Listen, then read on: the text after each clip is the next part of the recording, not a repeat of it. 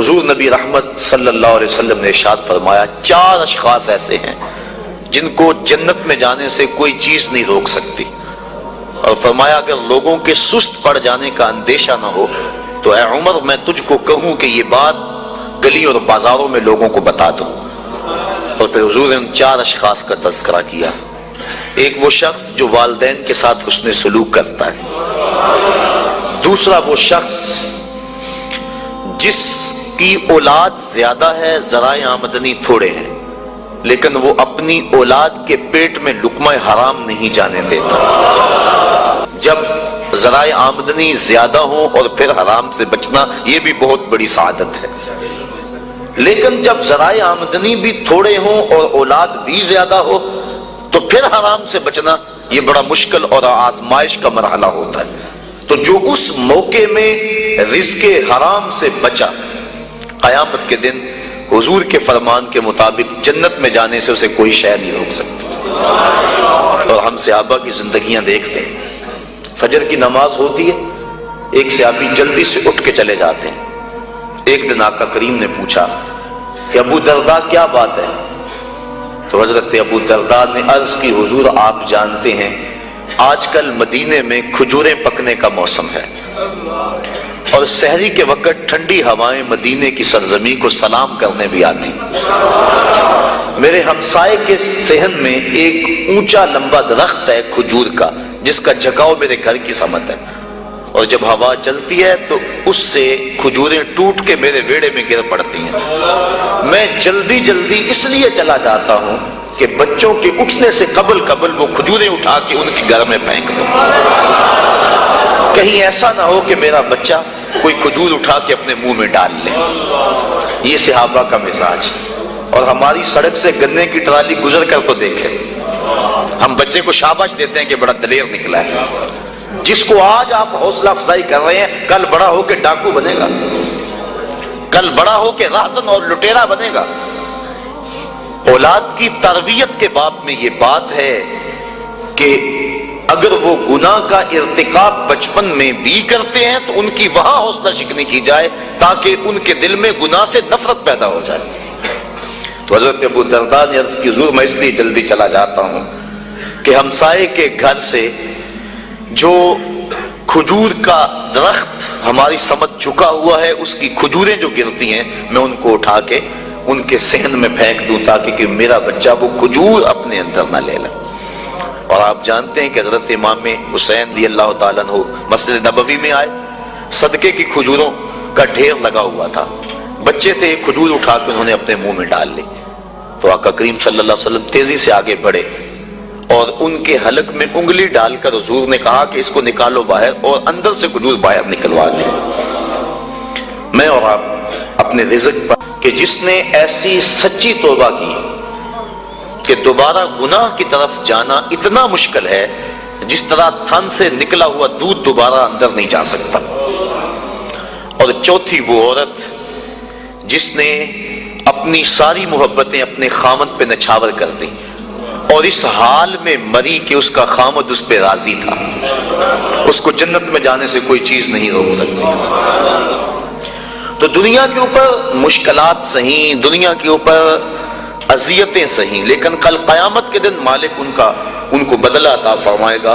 وَسِيقَ الَّذِينَ اتَّقَوْا رَبَّهُمْ إِلَى الْجَنَّةِ زُمَرًا، وہ جائیں گے جنہوں نے تقوی اختیار کیا، اور تقوی احتیاط سے زندگی گزارنے کا نام ہے۔ تقوی کے بارے میں علماء کے مختلف اقوال موجود ہیں، لیکن خلاصہ یہ ہے زندگی اس احتیاط سے گزاری جائے، اللہ اکبر، کہ انسان کے دامن سے کوئی گناہ نہ لگنے پائے۔ حضرت امام ابو نعیم الاصفہانی رحمۃ اللہ تعالی علیہ نے حلیہ کے اندر حضرت عبداللہ ابن مسعود رضی اللہ تعالیٰ عنہ سے روایت نقل کی ہے کہ تقوی یہ ہے کہ انسان اللہ کو یاد کرے بھولے نہ، اس کی فرما برداری کرے نافرمانی نہ کرے، اور اس کا شکر کرے ناشکری نہ کرے۔ اگر یہ چیزیں اس کے اندر پیدا ہو جاتی ہے تو وہ اس زمرے میں آ جاتا ہے جس کا نتیجہ جنت کے اندر جانے کا سبب بنتا ہے۔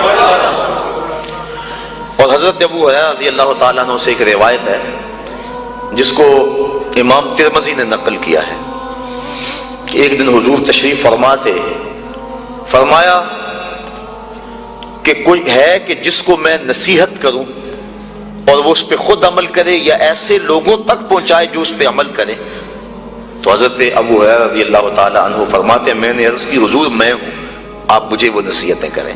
تو حضور نے میرا ہاتھ پکڑ لیا اور حضرت ابو ہریرہ فرماتے ہیں حضور نے 5 نصیحتیں مجھ کو گنوائی۔ فرمایا گناہوں سے بچو، تم سب سے زیادہ عبادت گزار بن جاؤ گے۔ دوسری بات فرمائی اللہ کی تقسیم پہ راضی ہو جاؤ، تم سب سے زیادہ غنی بن جاؤ گے۔ یہ پسند کرتے ہو وہ اپنے مومن بھائی کے لیے پسند کرو، کامل مسلمان بن جاؤ گے۔ اور پھر فرمایا زیادہ ہنسا نہ کرو، اس سے دل مردہ ہوتا ہے۔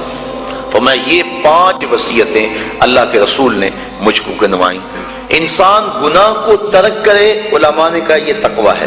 اور حضور نے ان نصیحتوں میں پہلی نصیحت جو ہے وہ گناہ سے بچنے کے بارے میں حکم ارشاد فرمایا کہ گناہ سے بچا جائے۔ نیکی کرنی، اچھائی کرنی بہت بڑی دولت ہے، لیکن گناہ سے بچنا یہ اس سے بڑی سعادت ہے، کیونکہ گناہ کرنے سے اللہ ناراض ہو جاتا ہے اور تقویٰ اللہ کی ناراضگی سے بچنے کا نام ہے۔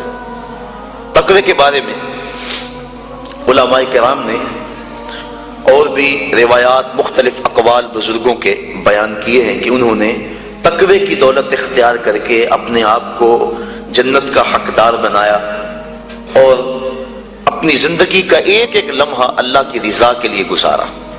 آج ان کے لیے جنت کے دروازے کھلے ہوئے ہیں اور فرشتے ان کو سلام علیکم کہہ رہے ہیں اور ان کی سابقہ زندگی پر آفرین کر رہے ہیں کہ تم نے اچھی زندگی گزاری، کہ کفاف تھوڑا تھا، ذرائع آمدنی کم تھے، اولاد زیادہ تھی، جس منصب پہ تم بیٹھے تھے تم اپنے وسائل کو بڑھا سکتے تھے لیکن اس میں آمیزش ہوتی حرام کی، لیکن روکھی سوکھی تم نے کھا لی اور زندگی کی مشکل گھاٹیوں سے تم نے گزر کے یہاں تک اپنا پہنچاؤ کیا۔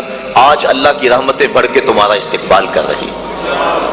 یہ ہے بڑا مشکل کام آج کل بالخصوص، جبکہ دوڑ لگی ہوئی ہے، ہر شخص ایک دوسرے سے آگے بڑھنے کی خواہش کے اندر حلال حرام کی تمیز چھوڑے ہوئے ہیں، اور بات کسی سے کرو تو ہر کوئی یہ کہتا ہے جی کیا کریں، پیٹ کے لیے لگے ہوئے ہیں۔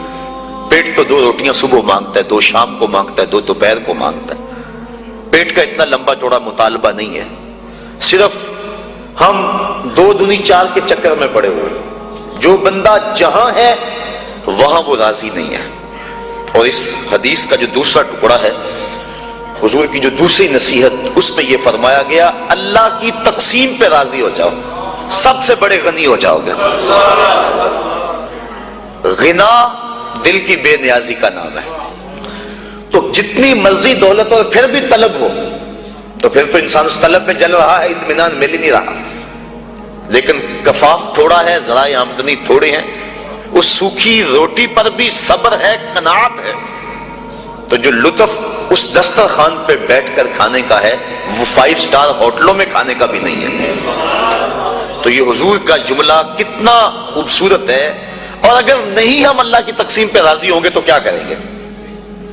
حدیث میں آتا ہے جب بچہ شکم مادر میں 120 دن کا ہوتا ہے تو فرشتہ آ کے 4 چیزیں لکھ جاتا ہے، ان میں سے ایک چیز اس کا رزق ہے۔